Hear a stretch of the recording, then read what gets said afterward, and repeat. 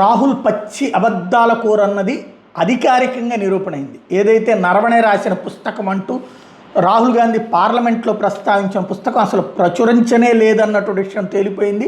అంటే పచ్చి అబద్ధాలు చెప్పుకొచ్చాడు చైనా విషయంలో. అంటే ఈ దేశానికి ద్రోహం బహిరంగంగా పార్లమెంట్ వేదికగా చేశాడు అన్నటువంటి విషయం బయటపడింది. పదే పదే ప్రపంచం ముందు భారత్ పరువు తీస్తూ చైనాని గొప్పగా, భారత్ని తక్కువ చేసి చూపెట్టేందుకు ఏకంగా సైనిక జనరల్నే వాడుకున్నటువంటి నీచమైనటువంటి దిగజారుడుతనానికి పాల్పడాడని తేలింది. పెంగ్విన్ వాళ్ళు ఆల్రెడీ స్పష్టం చేశారు, ఇంతవరకు ఒక్క పుస్తకం కూడా లేదని. అసలు ఈయన చెప్పే పుస్తకం ప్రింటే కాలేదన్నటువంటి విషయం పెంగ్విన్ చెప్పుకొచ్చింది.